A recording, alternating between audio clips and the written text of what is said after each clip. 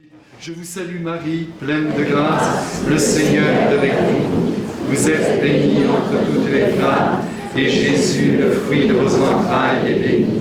Sainte Marie, Mère de Dieu, priez pour nous pauvres pécheurs, maintenant et à l'heure de notre mort. Amen. Jésus bénit maintenant notre amitié et ce moment que nous allons passer ensemble. Au nom du Père, et du Fils et du Saint-Esprit. Amen.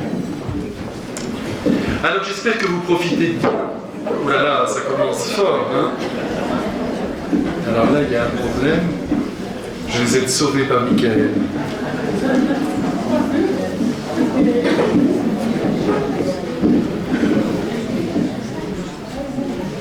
J'espère, oui, que vous profitez bien de tout ce que vous vivez ici. D'abord de ce cadre enchanteur, il faut bien le dire. J'espère que vous aimez cette campagne magnifique.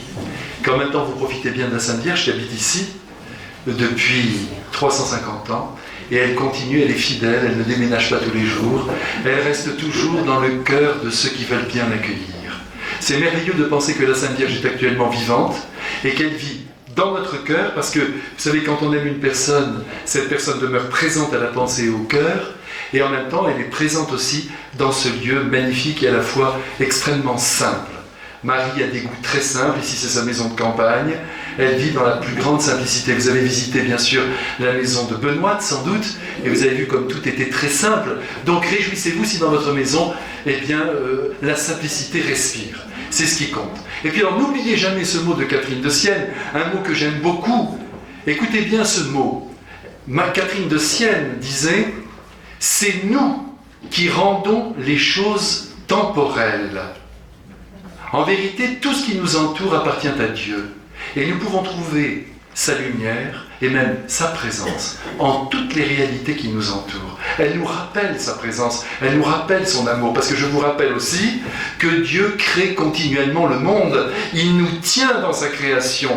C'est ça qu'il faut bien voir. Vous, en ce moment, et moi avec vous, notre cœur continue à battre de par sa volonté, et il continue de nous créer, il continue de placer en nous ce qu'il faut pour continuer la route.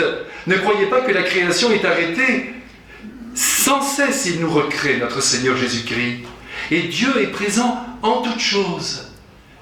Et c'est pourquoi je suis heureux d'être avec vous maintenant. Parce que je peux affirmer, puisque vous êtes là maintenant et que moi je suis devant vous, que c'est la volonté de Dieu que nous vivions ce petit moment ensemble. Est-ce que vous en êtes convaincus? Oui. Bon, c'est parfait, je vois que vous êtes en pleine forme. Alors écoutez, vous allez peut-être partir tout à l'heure. Je vais vous raconter la vie d'une sainte, de quelqu'un qu'on a déclaré saint. Vous allez voir, c'est une mère de famille. D'ailleurs, moi je pense que la majorité des mères de famille sont saintes. Ah, merci. Et oui, là vous pourriez applaudir toutes ces mères de famille quand même. Non mais c'est vrai, c'est ça la défense de la famille.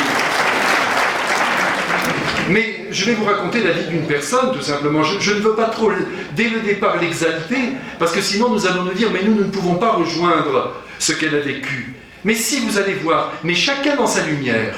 Parce que vous savez, dans le domaine de la sainteté, chacun a sa sainteté propre. Il ne faut pas l'oublier, on ne peut pas imiter tel ou tel saint. Nous vivons tous dans des conditions différentes. Nous avons été déterminés différemment. Nous sortons de familles aussi très diverses. C'est chacun là où il est qu'il peut devenir le sosie du Christ. Parce que c'est ça la sainteté. C'est ressembler au Christ, c'est penser comme lui, c'est agir comme lui, c'est vivre comme lui. Dans sa lumière. Et j'espère que vous, c'est votre désir. Évidemment, quand je vous dis ça, je n'exclus pas toutes les faiblesses qu'un être humain peut connaître. La sainteté, ce n'est donc pas de n'avoir eu aucune faiblesse, d'avoir fait un parcours sans faute. D'ailleurs, Bernadette de Lourdes disait tout le temps, je n'aime pas beaucoup qu'on présente les saints en les présentant comme des gens qui n'ont jamais péché, mais comme des gens qui se sont battus pour demeurer dans l'amour, c'est-à-dire dans l'oubli de soi. Parce que quand on s'oublie, eh bien, je vous assure qu'on fait beaucoup moins de péchés. On fait des péchés dès qu'on commence à être polarisé par soi. Alors on veut son bien-être, on veut son confort, on ne veut être gêné par personne, et vous voyez alors à ce moment-là que l'exercice de l'amour devient très difficile. Tandis que la Sainte Vierge, eh bien, elle n'a vécu que pour les autres. Et vous pouvez prendre tous les saints, les canoniser, ceux qui ne le sont pas encore ou qui ne le seront jamais, mais qui le sont selon le cœur de Dieu, ce sont des êtres qui se sont oubliés. Si vous repartez du lot en vous disant « je vais essayer de faire un effort pour me dépasser moi-même », pas forcément pour faire des choses héroïques, mais pour essayer de songer uniquement au bonheur de celui qui est à côté de moi ou de celle qui vit avec moi, je vous assure que vous deviendrez des grands saints. Est-ce que ça vous encourage ce que je vous dis là? Non mais est-ce que vous m'entendez bien d'abord? Parce qu'après il ne va pas falloir dire on ne l'a pas entendu, on continue la vie normalement. Hein? Non, il faut bien que vous me suiviez aujourd'hui. Alors écoutez, je vais vous parler d'une femme tout à fait extraordinaire, vous allez voir. Bien sûr que par certains aspects elle est héroïque, mais en même temps nous sommes vraiment de la même pâte qu'elle, de la même pâte humaine. Alors je commence par la fin. C'est le 24 avril 1994 que le pape Jean-Paul II a béatifié cette mère de famille. Et le 16 mai 2004, donc il y a 11 ans, eh bien, elle a été canonisée. C'est le pape Jean-Paul II qui l'a canonisée, qui a voulu la montrer comme un modèle de mère de famille. Mais encore une fois, n'ayez pas peur. Ne vous comparez pas. D'ailleurs, avec Jésus, il n'y a pas de comparaison. C'est pas lui il est meilleur, moi je suis moins bien. Chacun a sa route. Mais chacun doit donner le meilleur là où il est et avec ce qu'il est. Alors vous savez que dans l'histoire de la sainteté, il n'y a pas beaucoup de mères de famille qui ont été élevées sur les autels. Jusqu'en 1950, si je puis dire, il fallait avoir une cornette, un voile, une soutane pour avoir une chance d'être canonisé. Tandis que maintenant, les choses avancent. Dès le XVIIe siècle, François de Sales avait d'ailleurs repris cette grande idée que la sainteté était pour tous. Chaque homme peut devenir saint. Ne pensez pas au calendrier, mais peut devenir, comme je vous le disais tout à l'heure, une image vivante de Jésus. Tout homme, quelle que soit sa condition. Avant, dès que quelqu'un voulait se donner à Dieu, on disait « mon enfant, entrez au couvent ». C'était comme ça. Eh bien voilà, maintenant on a mieux compris. Malgré les leçons de François de Sales au XVIIe siècle, après on les a oubliées, et maintenant, au cours du XXe siècle, on a redécouvert que la grande chance de l'homme, ce qui lui permet d'être saint, c'est d'abord son baptême. Il ne faut jamais oublier que notre consécration, c'est pas la peine d'en rajouter, c'est le baptême. Nous avons été sanctifiés dans les eaux du baptême. Et tous, par le baptême, nous avons été renouvelés. La très sainte Trinité habite en nous. Vous vous rendez compte si c'est grand ce que vous devriez vous évanouir. Mais enfin, je vois que tout le monde résiste. Tant mieux. Non mais réalisons cette affaire. Maintenant, on parle beaucoup de laïcs consacrés. Très bien, c'est très beau. Ce sont des écoles de sainteté. Voilà. C'est pour arriver. On entre comme dans une école, on se fait aider, on a des frères autour de nous, et c'est un grand soutien. Mais rappelez-vous que la consécration majeure, c'est le baptême. Et toutes les autres consécrations sont au service de cette consécration première. Ne vous laissez pas influencer par autre chose que votre baptême, qui est votre chance. Moi, quand je vois des gens qui veulent se faire débaptiser, parce qu'ils sont évidemment complètement prisonniers d'une secte ou de gens qui les influencent, je tremble. On ne peut pas être débaptisé, puisque le baptême s'inscrit très profondément dans notre être, il est indélébile. Et à chaque fois que quelqu'un m'annonce qu'il a l'intention de se faire débaptiser, je dis Seigneur, grâce à Dieu, il ne peut pas le faire. Mais on est quand même obligé de mentionner dans les registres que cette personne a fait cette démarche, pour ne pas être attaquée en justice. Mais il n'empêche que quand cette personne arrivera au ciel, et que Jésus lui dira « Quel bonheur j'ai eu d'entrer en toi au jour de ton baptême », il ne dira pas « Je voulais me faire débaptiser ». Il ne dira rien « Merci, merci ». Il sera très content. Vous voyez, il faut vraiment essayer de comprendre qu'aujourd'hui, si vous repartez du lot en vous disant que vous avez été baptisé, c'est votre dignité, il n'y a rien de plus grand, eh bien ce sera merveilleux. Après, vous savez, par exemple, le sacerdoce, c'est un service qui est rendu. Bien sûr, c'est quelque chose de très grand, le sacerdoce. Je tremble en vous disant cela. Mais il s'enracine aussi dans le baptême. Dites-vous que ça a été le plus beau jour de votre vie, le jour où vos parents vous ont présenté sur les fonts baptismaux, même si vous aviez que 8, 10 ou 6 mois. C'est pas grave tout ça. Mais au moment où vous avez reçu l'eau sainte sur votre front, avec l'intention du prêtre de nous faire passer dans l'univers de Dieu, vous avez été sanctifié très profondément. Alors vous allez voir que cette mère de famille, au fond, elle n'a à mettre sur la table que le baptême.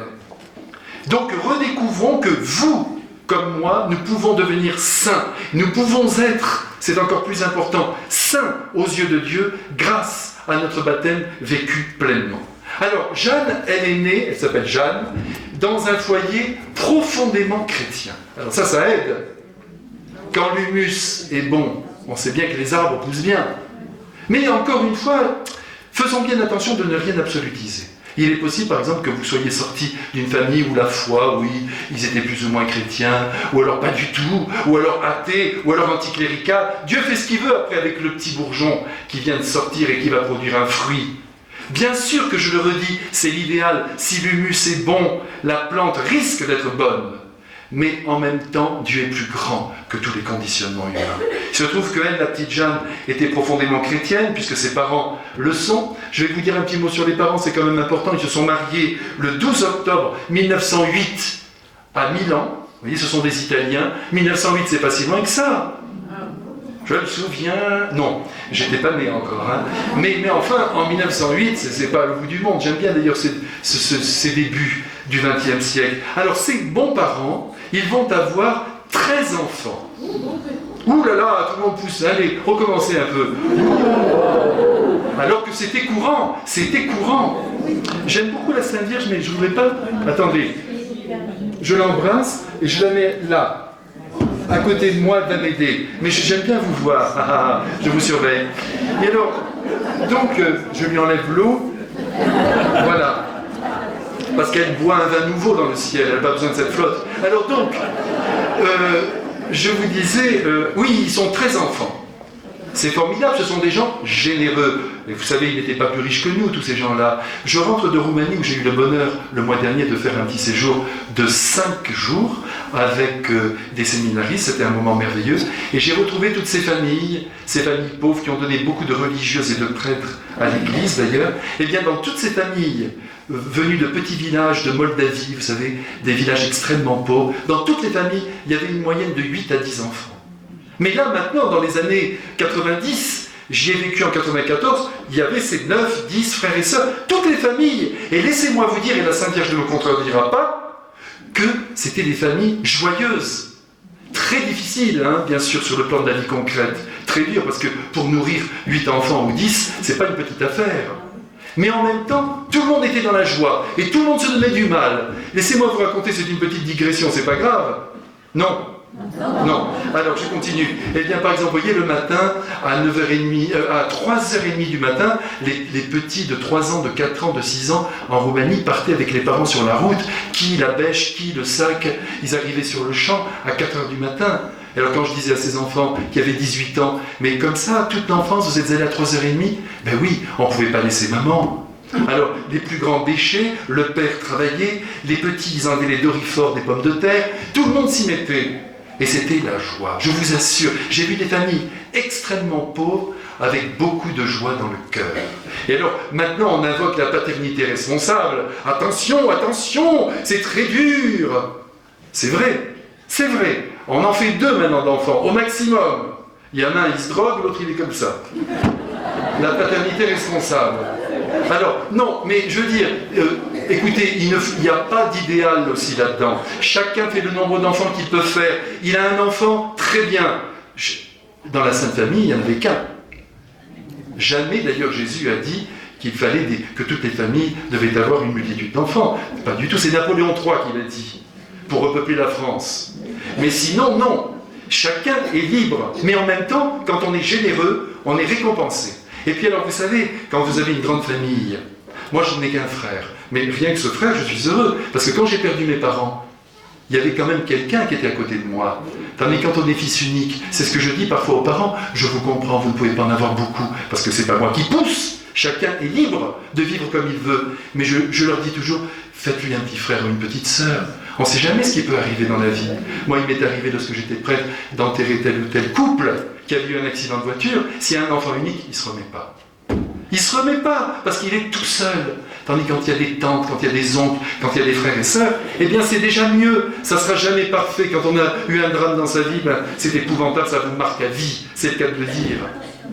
Mais en même temps, vous voyez, quand on n'est pas seul, c'est pour ça que même avec vos enfants, je me permets de vous dire ça, s'ils ne font pas d'enfants, d'abord dites-leur, allez, tu auras de grandes joies plus tard. Oui, mais c'est difficile. On a toujours maintenant la politique de l'échec. Pardon.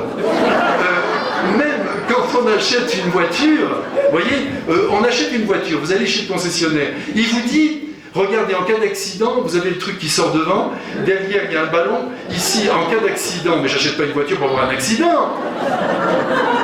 J'ai dit, je vous remercie de toutes ces précautions, mais j'espère que j'en aurai pas. Oui, mais les statistiques, ah bon. Alors, c'est pareil, on se lance dans la vie, on ne dit pas, oui, si je fais 2 enfants, si j'y arrive pas, si j'ai pas de travail, c'est vrai. 6 millions de chômeurs en France, c'est pas facile, c'est très difficile, mais en même temps, elle est là. Et Jésus aussi, Oui, oui, oui. Jésus aussi, et puis notre confiance en nous. Et je vais vous dire une chose, j'espère d'abord que je vais arriver à vous raconter la vie de cette femme, mais ce que je voulais vous dire, c'est que quand un petit vient au monde, il sort avec son pignon de pain. Vous vous en sortirez toujours. Il y aura toujours 3 spaghettis pour lui. C'est faux quand on invoque uniquement la réalité matérielle. Maintenant, si les conditions sont épouvantables, il faut retenir des enfants, ça c'est certain. Je le dis bien simplement. Personne n'est tenu à l'impossible. Mais je sais que s'il y a une certaine générosité, on est récompensé. J'ai rencontré il n'y a pas tellement longtemps un chirurgien extraordinaire qui tous les jours ouvre des thorax, change des cœurs, enfin vous voyez, le chirurgien, je ne sais pas comment on les appelle, mais enfin vraiment, grand médecin, il a 8 enfants. Et il m'a dit, voyez, il paraît que je sauve des vies.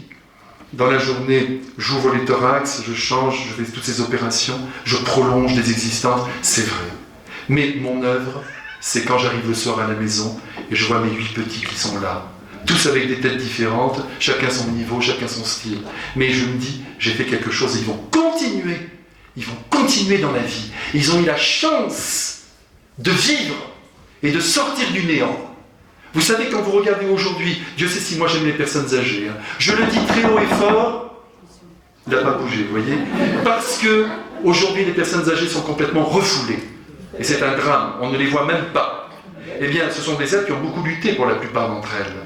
Parce que, vous le savez, il y a eu des guerres, même la dernière, celle de 39-45 a été abominable. Eh bien, laissez-moi vous dire que beaucoup de personnes qui ont 90 ans maintenant, 80-90 ans, qui ont connu dans leur enfance la guerre, normalement, beaucoup, si on suit les critères d'aujourd'hui, on pourrait dire elles n'auraient jamais dû naître avec tout ce qu'elles ont vécu, avec tout ce qu'elles ont connu. Eh bien non, elles sont nées et elles ont réussi leur chemin. Ils ont perdu le père à la guerre, la mère a été obligée de travailler pendant des années. Ils ont eu très peu de choses, mais ils sont là. Et vous les voyez, là ils continuent leur chemin, avec l'anorak, la casquette, leur petite femme à côté. Ils ont fait leur vie, ou leur grande femme. Et ils sont là, ensemble. Et puis tout à coup, sa femme se tourne vers lui et lui dit « André, couvre-toi bien, mets bien ton écharpe. C'est la vie. C'est beau. C'est beau. Non mais attendez, qui est-ce qui a essayé de faire ça pour que là vous n'avez pas un tournevis dans votre sac à main avec le rouge à lèvres? Bon, on va essayer, je vais continuer. Alors je reviens à Jeanne. Restez avec nous, très sainte Vierge. Donc je vous disais, elle a eu cette chance de naître dans un foyer chrétien et puis d'avoir donc des parents tout à fait extraordinaires. Donc, si vous voulez, les parents ont eu 13 enfants, dont d'ailleurs 5 vont mourir en bas âge. Donc ça, ce sont des grandes souffrances. Une maman qui perd son enfant, vous savez, jamais plus vous ne la récupérerez dans sa joie. Même si elle a une grande foi. Oui, c'est bien la foi. Oui, ça aide parce qu'on sait que ses enfants seront dans le ciel de Dieu. Donc on les sait heureux. Mais en même temps, il y a une blessure à vie. Et alors, évidemment, dans ce foyer, donc chez les parents de Jeanne, il y a une vie chrétienne très intense. Ils vont à l'Eucharistie, ils récitent tous les jours le chapelet. Vous voyez, ça c'est pas rien. À l'heure présente où je vous parle, je connais un couple, il y en a plus que ça, mais sur tout ce que j'ai marié, je connais un couple qui tous les matins se lève pour faire le chapelet avant que l'enfant ne soit préparé. Vous voyez, ça sonne, Jésus dit, t'as raison, insiste. Voilà, vous voyez. Alors, chez eux, il y avait donc l'Eucharistie, le chapelet tous les jours, mais avant, dans toutes les familles de la campagne, il y avait le chapelet. Parce qu'on savait prier que comme ça. On disait, puis vous savez, la prière vocale, il ne faut pas trop la critiquer.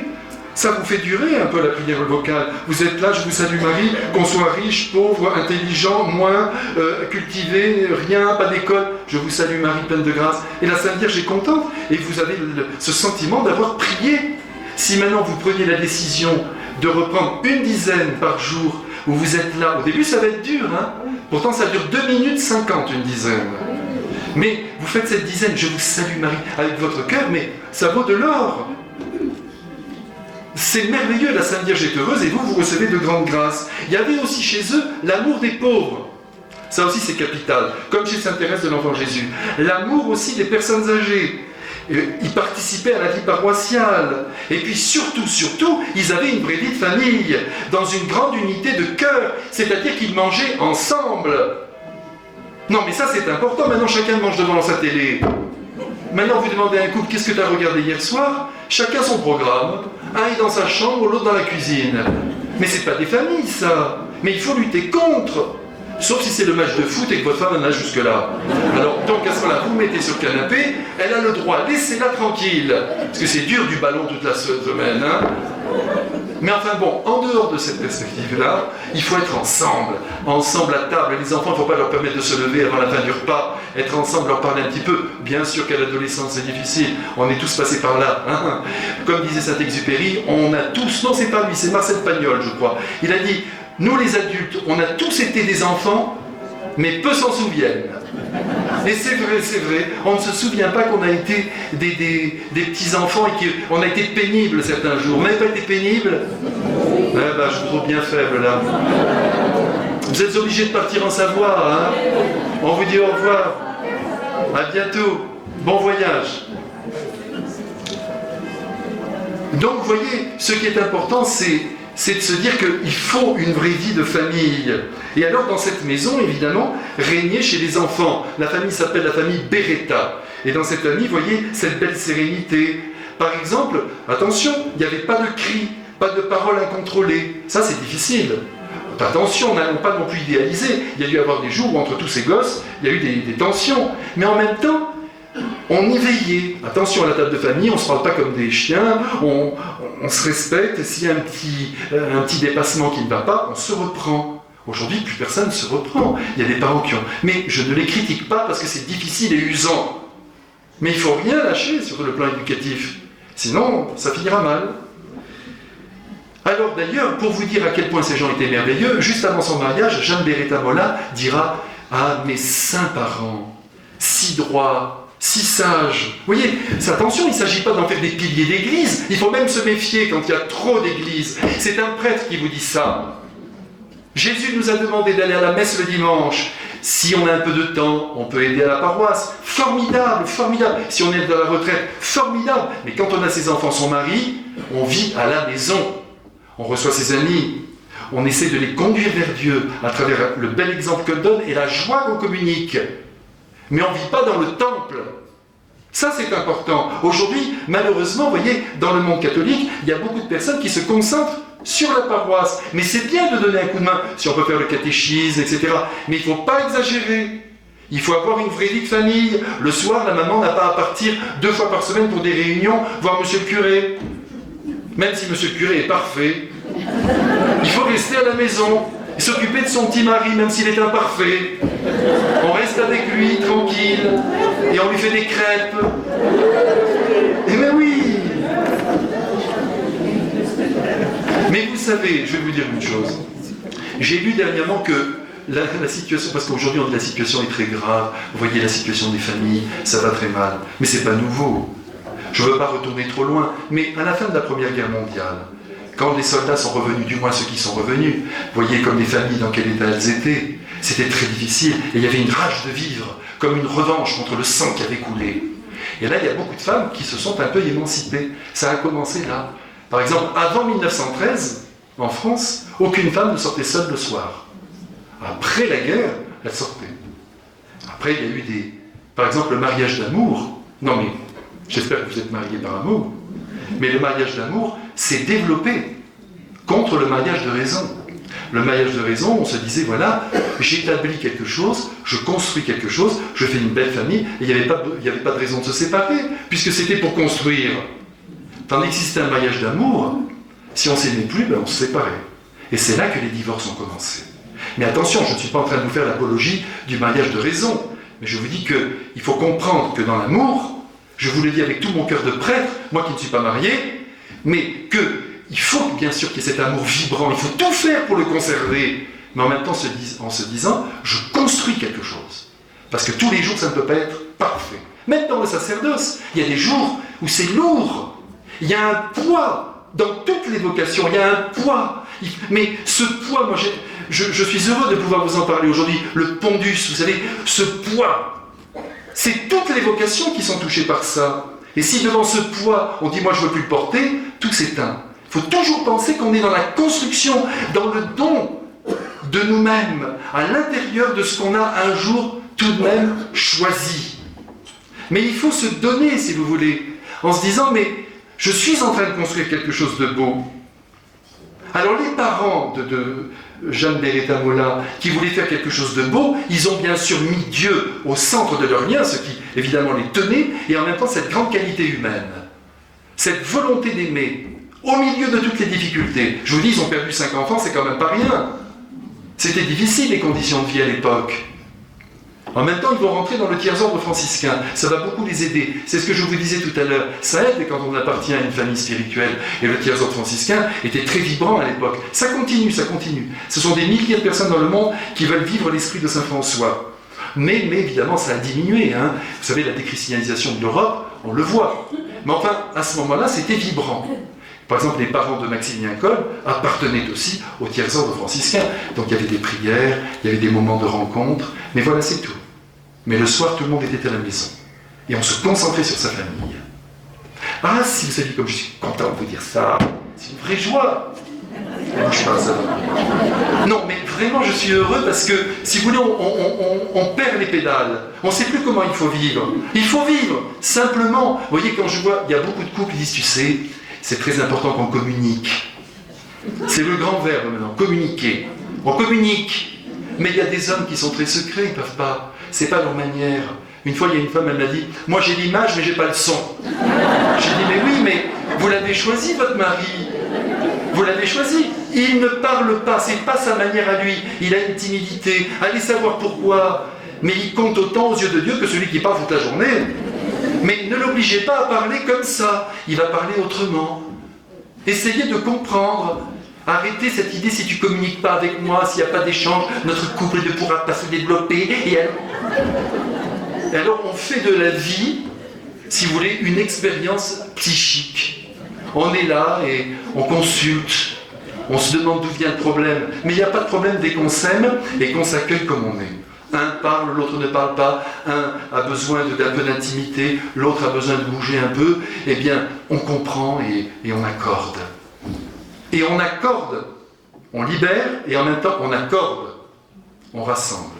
On finit par aimer ce qu'aime son mari, on aime ce qu'aime sa femme, on essaie de passer dans son goût, au lieu de dire tu commences à me... Hein, avec toutes tes histoires. Non, on essaye ensemble de s'accorder, c'est ça. Alors dans la famille de Jeanne Beretta Molla, c'était très accordé, voilà, on ne peut pas faire autrement. Mais alors voilà, c'est que, si vous voulez, dans ce foyer, comme je vous l'ai dit déjà tout à l'heure, les joies et les souffrances vont alterner. Les parents de Jeanne, notamment, vont devoir se déplacer pour habiter à Bergame, car ils ont une fille qui est malade des poumons, comme c'était évidemment assez courant, la tuberculose faisait rage à ce moment-là. Et dans cette ville-là, au climat meilleur, eh bien, toute la famille va s'installer. Et alors, Jean, un des frères, communiera pour la première fois à l'âge de 5 ans et demi. Ça va vite, là, hein, parce que, je vous dis, ils savent ce qu'est la Sainte Eucharistie.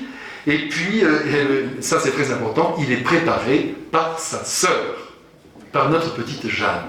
C'est beau ça aussi, vous voyez. Maintenant on veut toujours que le catéchisme soit fait par telle personne à la paroisse. Oui, c'est bien que tous les enfants soient ensemble, mais un bon catéchisme fait à la maison.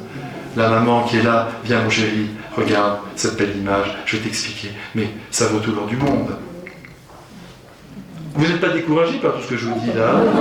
Ça va. Et puis alors, si vous voulez, eh bien, la petite Jeanne, très tôt, va commencer à recevoir le Seigneur dans l'Eucharistie. Elle vivra même tous les matins, enfant, un tout petit temps d'oraison, c'est-à-dire un petit moment où mentalement, elle s'unira à Jésus.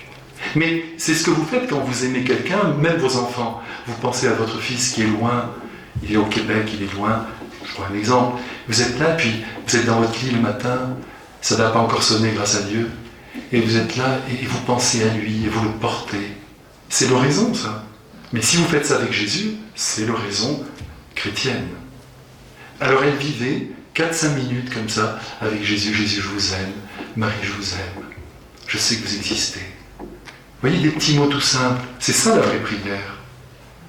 Parce que souvent on dit, j'ai pas fait mes prières du matin et du soir. Mais ça va pas, ça. il faut se demander, est-ce que j'ai passé un petit moment d'amour avec Jésus? Même une minute, c'est long une minute, hein? Une petite minute comme ça, vous êtes avec Jésus, mais c'est beau. Et je vous assure, surtout si vous prenez des coups dans votre vie, croyez-moi, eh bien, tout à coup, ça a été très dur.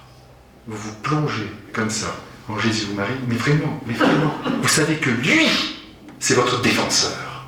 Et lui, il est avec vous. Et lui, il vous remet dans l'axe. Et il vous libère de tout. Et vous êtes fort. J'ai été étonné l'autre jour d'entendre le Saint-Père, le 21 septembre dernier. Vous savez que c'était l'anniversaire de son appel, de sa conversion, quand il avait 17 ans. Alors, dans l'avion qui le transportait aux États-Unis, il a fait quelques petites confidences. Et il a dit ceci, c'est extraordinaire, nous avons un très grand pape. Hein. Non mais attention, défendez-le, hein, parce que même dans le monde catholique un peu fermé, on ne le défend pas, se disant il va tout mettre par terre. Il va tout mettre debout, il va envoyer du soleil. Vous allez voir ce que je vous dis. Seulement avant le soleil, il y a des nuages. Vous en faites pas, mais vous, défendez-le. Bravo, je ne l'avais pas dit, vous l'avez dit. Eh bien écoutez, il faut le défendre. Alors il a fait ses confidences dans l'avion et il a dit, quand je suis sorti de ce confessionnal, il avait 17 ans, il s'est senti complètement libéré. Et il a ajouté ceci, c'est quand même extraordinaire, jamais un pape ne s'était exprimé de la sorte. Il a dit, j'ai toujours senti l'aide de Jésus dans des moments de grande épreuve, mais aussi dans des moments de péché. Un pape qui dit cela.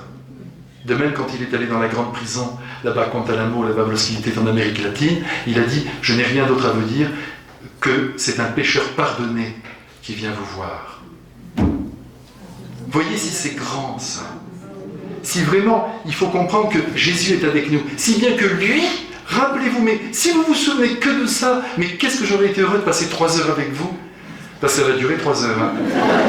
J'aurais été vraiment content. C'est que, vous voyez, il faut se dire que c'est Jésus notre force. Ce que pensent les hommes sur nous, en bien comme en mal, n'a pas beaucoup d'importance.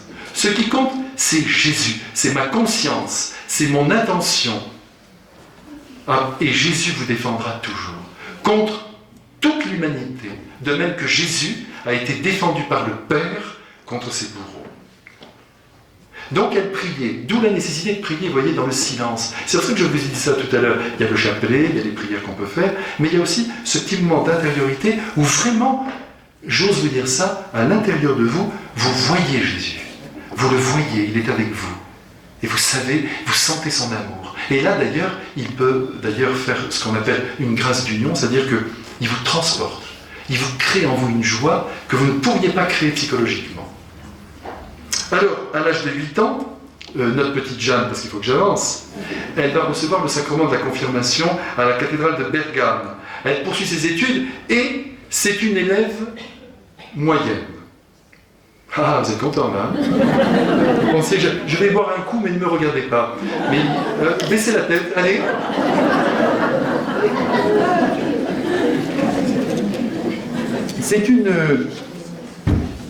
C'est une élève moyenne, elle n'a pas de très très bons résultats. En conduite, par exemple, en religion, rien d'extraordinaire, pas de notes excellentes. Une élève normale. En classe de 4e, elle devra même faire du rattrapage.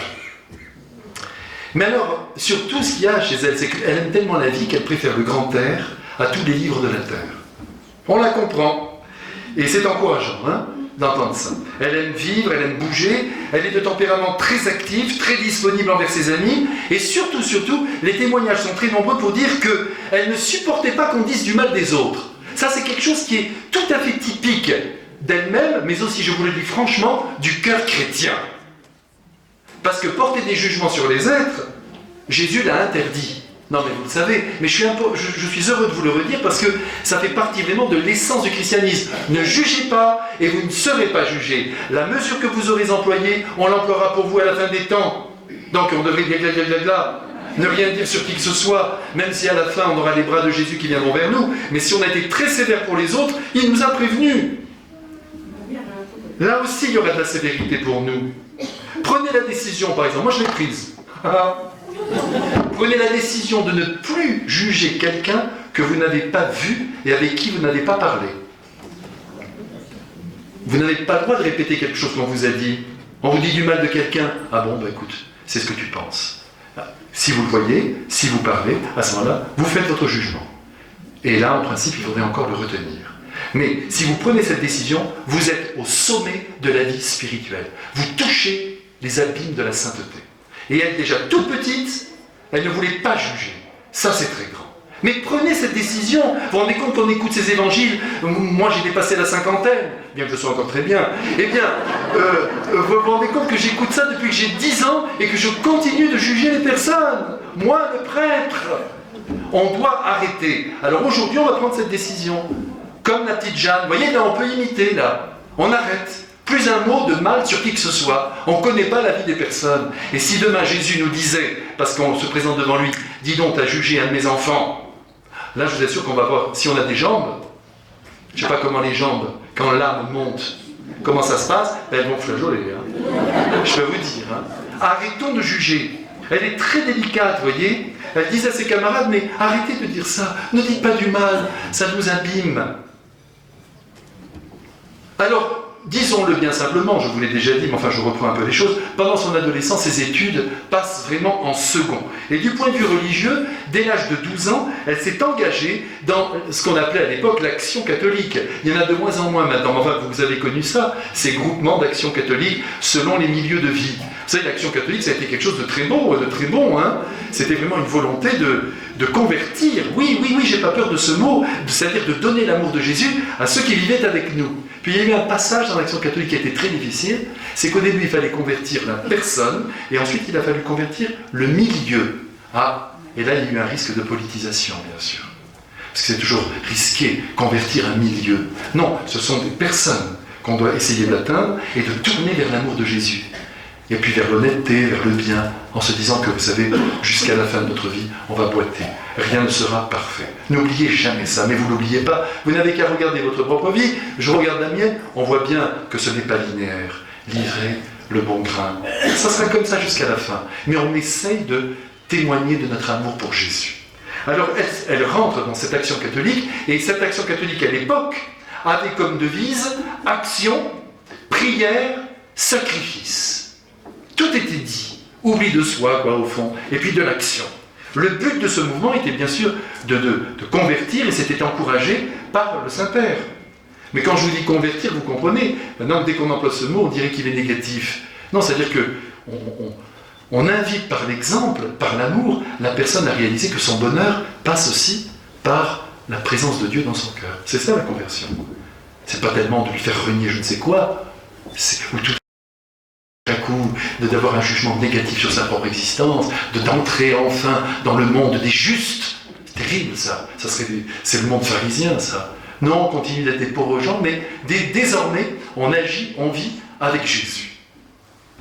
Alors Jeanne s'est jetée tout entière dans cette action évangélisatrice, une action qui était très simple, très efficace, à travers le contact, c'est ce que tout le monde peut faire, même au jeu de boules. Vous voyez, ou à la partie de cartes, au jeu de boules, partout, avec vos amis, eh bien, il y a un mot, une manière de faire. Tu as soif, tu veux quelque chose, tu voudrais boire quelque... Ça y est, on dit, quelle gentillesse, quelle bonté. Mais d'où vient cette bonté? C'est plus ou moins conscient cette parole, mais on se demande, puis on découvre qu'il y a la foi. Et ça interroge. Et puis alors, évidemment, en 1937, en janvier, il y a un drame qui éclate avant la guerre, c'est que sa grande sœur Amélia, âgée de 26 ans, meurt. Vous voyez, dans cette famille qui va recevoir une des plus grandes scènes du XXe siècle, n'empêche que le terreau, il est douloureux. On ne peut pas, nous, à chaque fois que c'est douloureux, se dire c'est pas normal. Moi, je vais vous dire une chose, même si la vie est difficile, et moi aussi, je vous le dis avec tout mon cœur, parce que j'ai payé aussi mon tribut dans l'ordre des épreuves, des difficultés et de la mort. Il faut toujours se dire, je dois recevoir toutes ces réalités que je ne peux pas comprendre. Moi-même, lorsque j'ai perdu ma mère enfant, je ne pouvais pas comprendre et je ne cherchais pas à comprendre. Je recevais. Et après, sans pouvoir le comprendre, j'avançais et je sentais ce soutien aussi divin et même maternel. Disons aussi aujourd'hui que tous ceux que nous prions, les saints, Jésus, Marie, tout le monde est mort et tout le monde est vivant. Donc, on ne s'inquiète de rien, tout s'arrange. C'est ce qu'il faut se dire, tout s'arrange. Mais en même temps, vous voyez, avoir un peu de force. Si, dès qu'on a un gros chagrin, on s'écroule. Non mais attention, on a le droit de s'écrouler, de pleurer, d'être malheureux, de sentir un manque affreux. Mais après, on reprend le dessus. Ah, vous allez me dire c'est facile. Si on est aimé, c'est plus facile. C'est pour ça que c'est terrible d'être seul. Et à la première page de la Bible, Jésus m'a dit, ce n'est pas bon que l'homme soit seul. Il faut avoir un être à côté de soi, un ami, une amie, un mari, une femme, j'en sais rien. Quelqu'un qui soit là et qui vous soutient. Il faut qu'il y ait de l'affection concrète. La foi, cette présence de Jésus dont vous êtes convaincu, et en même temps, sortir de l'imaginaire. Tout le temps, penser. Non. Ou alors vous pensez à la joie de celui que vous avez perdu, ou de celle que vous avez perdue. Elle connaît en ce moment une joie que moi, j'aurais pas pu lui donner. Alors là, déjà, ça vous fait du bien. Mais si vous voulez, il faut sortir de cette noirceur. Il ne faut pas être là, se laisser descendre. Vous voyez, cette famille, ils ont cette gosse de 26 ans qui meurt. Mais c'est affreux. Ils repartent. Ils continuent. De toute façon, on va tous mourir. Moi-même, pardonnez-moi de vous parler de moi, mais c'est pour vous parler d'expérience. Lorsque j'ai perdu ma mère, elle avait 40 ans, eh bien, même maintenant, je me dis au fond, il n'y a pas beaucoup de temps avant que je la rejoigne. Elle a pris le wagon de tête. Elle est partie. Je vais peut-être attendre, 40, 60 ans. C'est pas très long, 60 ans. Et puis on se reverra. Mais elle est partie avant, mais moi aussi je vais y passer. Et tant mieux. C'est ça aussi qu'il faut se dire. Ceux qui ont beaucoup souffert et qui sont morts, grâce à Dieu, nous aussi on va y passer. Et donc on sera dans le même train. Et c'est parfait. Elle n'a pas été désavantagée. Et moi je n'ai pas été avantagé. Ensemble, on avance dans la vie qui s'achève par la mort. Vous savez qu'il y a un très grand écrivain, ça me revient maintenant, c'est peut-être le Saint-Esprit, qui s'appelle Marguerite Yourcenar, la première femme qui est entrée à l'Académie française. Elle a dit dans un de ses romans remarquables, une de ses héroïnes, « Rien ne finit jamais ». C'est d'une sagesse absolue. Rien ne finit jamais, c'est la vérité. Tout continue. Même la vie, une fois que la mort a frappé. Alors cette petite Amélia qui meurt, alors de plus Jeanne était très attachée à cette sœur, alors ça a été un coup très très dur, sa santé va chanceler, les résultats à l'école vraiment ne sont pas exceptionnels, et alors là il y a une période de repos qui s'impose. Alors la famille va s'installer près de Gênes, dans un petit village maritime, encore toujours, vous savez, on a toujours pensé, et je l'ai entendu toute mon enfance, et peut-être vous aussi, que l'air de la mer faisait du bien. Alors si c'était l'océan, c'était le sommet, mais même la Méditerranée, elle était moins polluée qu'aujourd'hui. Et même programme, alors même à Gênes, là-bas, vie spirituelle, toujours, le chapelet, l'Eucharistie, et puis une vie de famille intense, simple, remplie d'amour. Alors en 1938, elle va suivre une retraite de quelques jours. Vous savez, les retraites, c'est important aussi. De temps en temps dans sa vie, il faut en faire une. On ne peut pas toujours, quand on a les enfants, quand on a tout ça, on attend, et un jour, vous donnez 3 jours à Jésus. 5 jours, disait Marthe Robin, il faut 5 jours pour enlever une âme au démon, disait-elle. Et c'est vrai que quand vous allez en retraite, peut-être certains d'entre vous l'ont déjà fait, vous avez au moins 2 jours pour arriver déjà à accepter ce silence. Et après, vous baignez là-dedans comme si c'était votre milieu naturel, comme quand vous étiez dans le ventre de votre mère, gloup, gloup, gloup. Hein? C'était le grand silence. C'est merveilleux. Alors là, maintenant, il faut vous dire que dans la vie de Jeanne, il y a ce moment très très très fort. Alors, elle va vivre cette retraite de 3 jours, et elle comprend, alors là, comme jamais, la puissance de la prière. C'est vrai, c'est la plus grande force. La plus grande force dont nous disposons, hein. Ne l'oubliez pas, hein, la prière, hein, parce que par la prière, c'est Dieu qui va agir. Et alors, ce qui est quand même mystérieux, qui nous laisse sans voix, à notre demande, c'est qu'elle nous aime vraiment, nous exaucer. On a la prétention d'être exaucé par Dieu. Et il le fait, parce que c'est un bon papa. Et puis alors, elle a senti aussi la nécessité d'imiter le Christ et de le faire connaître. Tout faire pour le Seigneur. Ça, c'est sa réalisation, ça, si vous voulez, c'est son idée, sa résolution première. Je ferai tout maintenant pour Jésus. Je veux tout faire pour lui. Je sens qu'il est le maître du monde. C'est lui qui tient tout, la vie, la mort. Je lui fais confiance et je veux tout faire pour lui. Et puis elle prend aussi bien d'autres petites décisions intérieures, et elle décide au fond de jouer toute sa vie sur le Christ, de vivre tout entier. Et alors écoutez bien ce qu'elle veut. Elle veut être un reflet de la bonté de Dieu. Non, mais c'est magnifique ça. Prenez ça comme devise. Je veux être un reflet de la bonté de Dieu. Mais ne le dites pas à votre mari, hein. Parce que de temps en temps, il va dire, ben, comme reflet, pardon. Hein. Ne lui dites rien, ça doit être votre secret. Non, mais croyez-moi, ne dites rien. Alors, à la maison, par exemple, elle va prendre la décision de beaucoup aimer sa maman. Alors, elle est aussi très artiste, hein, très sportive aussi. Alors, elle fait du piano, elle se perfectionne, elle se donne à fond. Et puis, évidemment, la fameuse guerre éclate. Alors, toute la famille quitte de nouveau Gênes et se déplace à Bergame, où sa mère va mourir prématurément, à l'âge de 53 ans, en laissant sur la terre 7 enfants. Jeanne a 20 ans. Et tout son être est bouleversé. 7 enfants sans maman. Alors, elle pleure beaucoup. Elle est très sensible, Jeanne. Et malheureusement, on dirait qu'il y a là quelque chose de mystérieux sur cette famille. 5 mois plus tard, son père meurt à son tour. Donc vous imaginez, 7 enfants orphelins sans père ni mère. Et les 4 grands-fils, alors attention, ça c'est important, ont déjà leur profession. Les 4 grands, ils sont casés. Jeanne a son bac, en 1942, il faut le faire. Hein, parce qu'à l'époque, c'était pas facile. Hein. Non, mais pas seulement à cause du niveau, mais parce qu'il fallait travailler, les familles ne pouvaient pas offrir à tous les enfants des études. En tout cas, en 1942, la petite Jeanne a son bac. Les 4 grands, vous allez voir ce qu'ils vont devenir.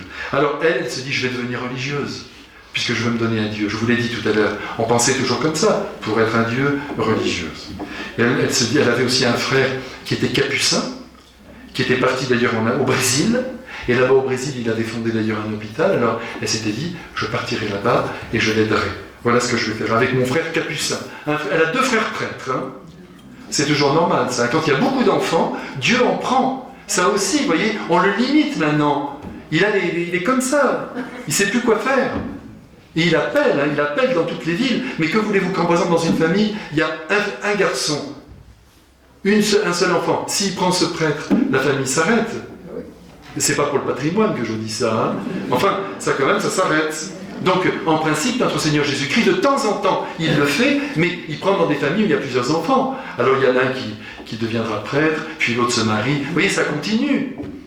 C'est pour ça, vous voyez, le nombre d'enfants, ça avait aussi pour Jésus, c'était un vivier, quoi, dans lequel il pouvait puiser. Alors, elle décide de faire des études de médecine. Et alors, elle se lance à fond à l'université de Milan, et elle se dit, comme ça, je pourrai plus tard m'occuper des pauvres et des malades. Puis on verra pour ma vocation.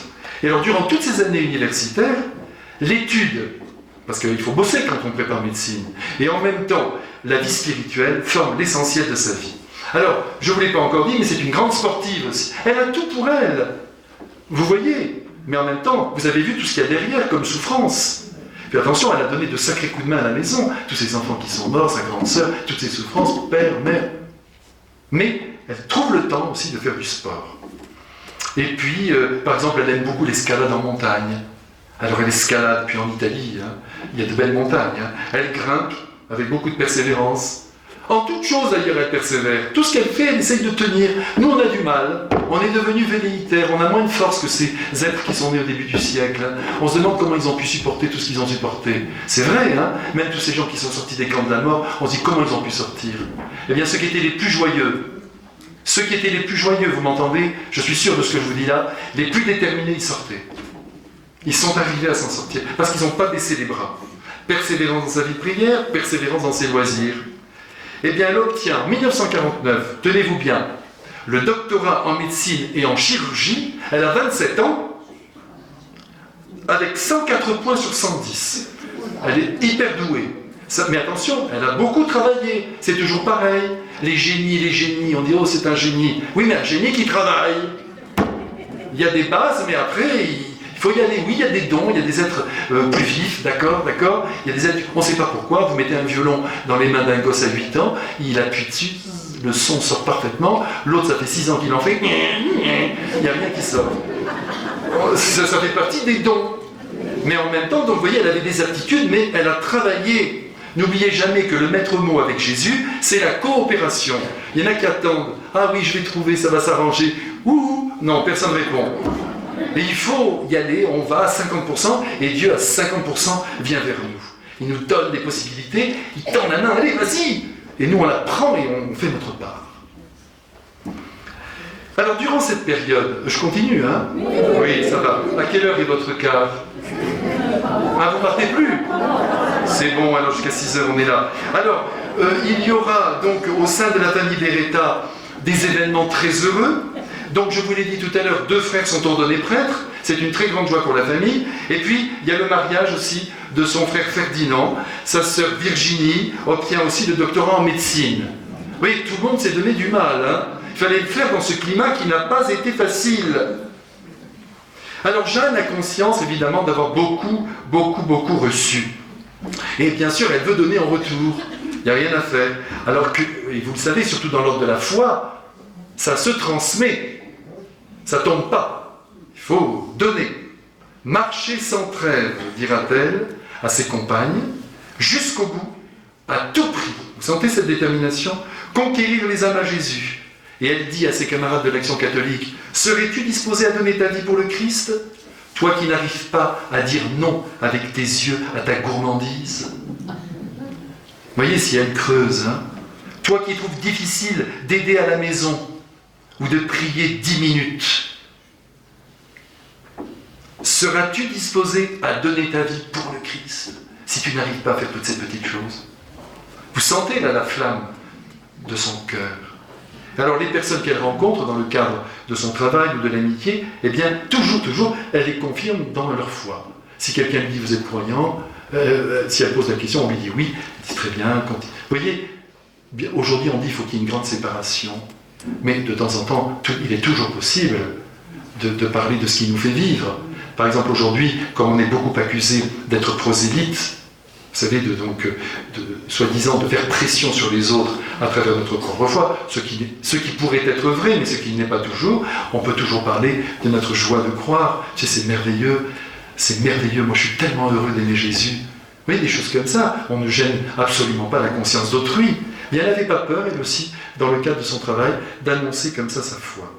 Et alors en même temps, elle continue son apostolat intensif, en médecin, et à la maison, et avec les amis. Mais bien sûr qu'à ce moment-là, en Italie, pratiquement tout le monde avait la foi. Mais ce pouvaient être des foi un peu mortes ou formelles, pas assez substantielles. Très enthousiaste, elle a une envie folle de se donner sans compter pour que le monde découvre l'amour fou de Jésus. Alors, durant toute sa jeunesse, elle est polarisée par l'avenir de Dieu dans le cœur des hommes, ça c'est sûr. Et elle n'a pas peur de prendre des initiatives. Elle ne reste pas confinée dans son milieu. Ça, c'est très important. Parce que vous savez, c'est notre risque. On a à la fois besoin de personnes qui pensent comme nous. Ça, c'est très important. On a des amis, on s'entraide, on prie ensemble. Et en même temps, il faut s'occuper, il faut être soucieux de la personne qui ne pense pas comme nous, qui est en dessous, qui est toute seule, pour qui même la foi, ça n'est pas important. Elle vous a même fait des déclarations contre la foi. Ça, rien ne doit vous arrêter. Vous y allez avec votre cœur d'homme et de femme, et vous allez toucher peut-être un cœur d'homme et de femme. Très important. Aujourd'hui, on vous dit les cathos. On arrête avec ça. Ça n'existe pas, les cathos, mais des hommes et des femmes qui aiment Jésus et qui vivent dans le monde comme les autres, qui achètent leur nourriture à monoprix ou à franc prix, comme les autres. On est comme tout le monde. Et en même temps, on aime et on croit que quelqu'un est au-dessus de nous. Ça, c'est très important. Alors, elle va organiser des excursions, des retraites, des opérettes, des pièces de théâtre, parce qu'elle aime la vie. Et à travers tous ces jeux, elle espère détourner toute la jeunesse de tout ce qu'il y a de mauvais. C'était beau, ça. Vous vous souvenez, dans les patronages avant, tout ce qu'il y avait qui était organisé? C'est sûr qu'il n'y avait pas Starkey et Hutch, il n'y avait pas Alerte Cobra. Mais, en même temps, on était heureux avec tous les prêtres, les religieuses, on regardait des... Je me rappelle, moi, quand j'étais enfant, c'est-à-dire l'année dernière, on regardait Bambo, l'enfant de la jungle, des diapositives fixes. Mais on était contents. Oh, il y avait toujours le missionnaire qui était très bon, qu'on enviait comme il était beau avec sa soutane blanche. On était contents. C'est comme ça que les vocations naissaient aussi. Vous voyez, non mais... Bambo, l'enfant de la jungle, vous n'avez pas vu ce film, hein? Moi, je m'en souviens. Eh bien là... Elle va prendre de plus en plus de responsabilités dans l'Action catholique et durant les années 50, elle deviendra même présidente de la jeunesse féminine de l'Action catholique de sa ville. Donc vous voyez la responsabilité. Un beau rayonnement et une belle présence. Et si vous la voyez, malheureusement, je n'ai pas de photo, mais j'essaierai de trouver quelque chose. Vous regarderez sur Internet. Elle est très belle, une femme assez grande, brune, magnifique, souriante, avenante, vaillante. C'est ça la femme.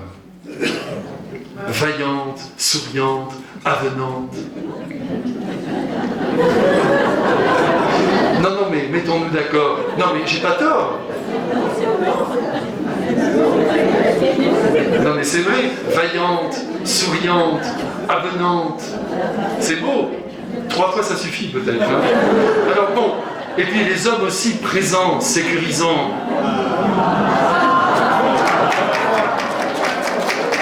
Non, ça compte.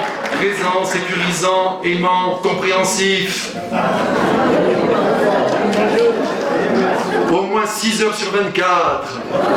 Ça, c'est quand même très important. Non, mais c'est beau, vous voyez, mais c'est ça qui fait notre vie. Eh bien alors, donc, si vous voulez, là, elle va continuer dans le champ donc, religieux, mais aussi dans le champ social, dans le champ familial, son action, et elle va travailler, pour que les forces du bien triomphent. Parce que vous savez, ne critiquons pas trop notre jeunesse actuelle, faisons bien attention, elle n'a pas eu la chance d'être guidée. Il y a beaucoup de jeunes qui ont grandi comme ça, donc on ne juge personne. Mais en même temps, dans ces temps reculés, il y avait aussi beaucoup de misère. Hein. Ne l'oubliez pas, tous ces gosses qui traînaient dans la rue. Souvenez-vous, en 1880, du temps de Don Bosco, il y avait des milliers d'enfants qui n'avaient pas de toit, qui faisaient n'importe quoi, qui succombaient à tous les vices. Mais lui, il leur caressait leur visage. Vous êtes des petits enfants de Dieu, je vous aime et je vais vous éduquer. Mais il faut quand même qu'il y ait de l'éducation. Alors donc, elle disait surtout, vous voyez, c'est impossible de pouvoir entreprendre le chemin de l'amour vrai dans une vie si on n'a pas appris à aimer. Et c'est vrai, ça s'apprend. Aimer, ça s'apprend. Parce que quand on veut aimer, quand on apprend à aimer, eh bien, on se perfectionne soi-même. Parce que justement, on s'oublie, on fait passer l'autre devant nous. On combat son égoïsme.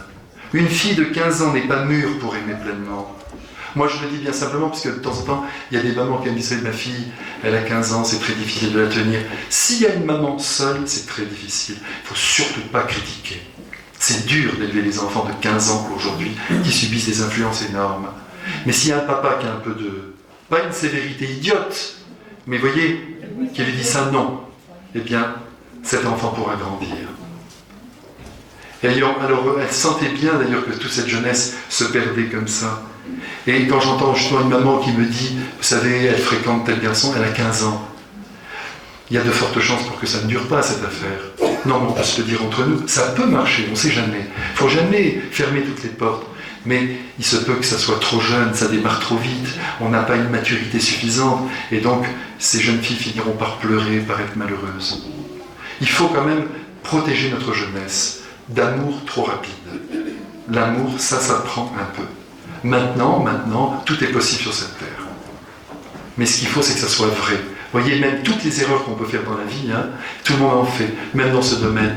Quand elles sont liées à un attachement, où on a cru que c'était quelque chose de bien, eh bien, Jésus fait comme ça. Il dit, tu es mon enfant, c'est pas ta faute. Tu as cru en l'amour, tu as cru que c'était fort, tu t'es donné, et puis tu as été lâché, ou tu t'es trompé, mais l'intention était bonne. Vous savez, très souvent, on dit que l'enfer est pavé de bonnes intentions. Hein, vous avez entendu ça? C'est faux. L'air de dire, mon intention était droite, mais après l'acte a été mauvais, et donc je suis en enfer. C'est le contraire. C'est le paradis qui est pavé de bonnes intentions. Parce que Dieu ne regarde que les intentions. L'intention était droite, le résultat était mauvais, mais l'intention était droite de la part de la personne. C'est ça que regarde Jésus. C'est pour ça que nous, quand on regarde les actes, on juge les êtres, alors qu'on devrait toujours partir de l'intention. Mais comme on ne peut pas rejoindre cette intention, Jésus nous interdit de juger. Vous avez l'impression que certaines situations sont complètement négatives, elles sont parties d'une intention droite. Mais la personne s'est fait avoir, ou alors il y a eu un problème. Vous comprenez? Tout ça réclame c'est une grande subtilité, le jugement sur les personnes. Alors des personnes qui n'ont pas appris à aimer, une gamine de 16 ans, elle est toute seule, elle n'a personne, tout d'un coup, il y a un garçon qui se présente devant elle, parce qu'il s'approche, il est doux, elle s'imagine que ça va être formidable. On ne va pas la critiquer, cet enfant. Si elle avait eu des parents qui avaient dit non, te laisse pas avoir parce que tu ne le connais pas, attends de le connaître, non, on lui dit rien, elle avance. Mais, si vous voulez, en soi, elle n'a pas de responsabilité, elle n'a pas fait de mal. Jésus dit, pourvu que ça tienne. Mais dans la plupart des cas, ça ne tient pas. Et les douleurs commencent et les souffrances sont infligées. En tout cas, Jeanne, elle excelle, si vous voulez, dans cette manière de présenter l'amour et en même temps dans ses contacts personnels. On lui demande conseil, elle comprend de l'intérieur du cœur les situations et elle sait se faire proche de chacun. Et quand elle a donné son avis, elle ajoute toujours, mais surtout, prie. Parce qu'on peut avoir des surprises, il y a des permissions divines.